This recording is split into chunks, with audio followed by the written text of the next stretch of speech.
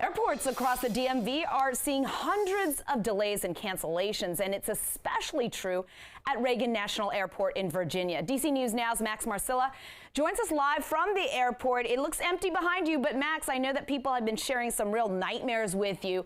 So when you're checking the boards, are the problems still persistent there?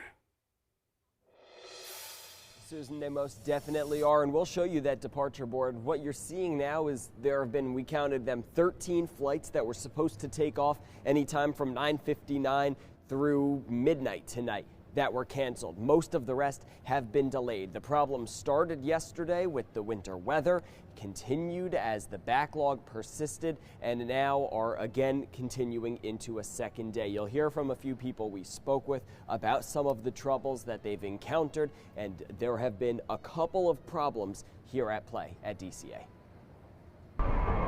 Problems in the air, on the runway, and in the terminal. A travel mess because of a wintry mess. Everybody's just very frustrated. 3 different travelers, 3 different stories, one shared experience. Ended up in traveler's nightmare. And it's been like that all day long. Yeah, this has been absolutely ridiculous. We spoke with Gina Marie Graffio when she was in the car with her fiance. They're driving from New Orleans, where they're getting married later this year, because their first flight turned around midair and the next one was canceled. I'll never forget that. I've never seen that. Usually when you take off, you think you're going to get there. We caught Mackenzie Wilkie minutes before she was about to board a flight 10 hours after her first flight was supposed to take off. Everybody trying just to get home as quickly and safely as possible. Minutes later, that flight canceled too.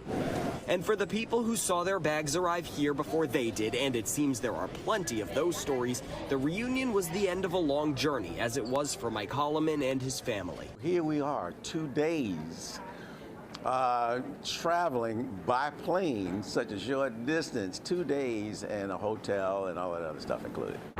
Now the next challenge, as airport officials work to ensure a snowy and crowded runway does not become an icy and unsafe runway, as the temperatures drop and the number of unforgettable and at times unavoidable travel memories rise. And just a few things to wrap up. Mackenzie, who you heard from in that story, well, she was about to get on a flight, then it was canceled. She was about to get on another flight, a third flight.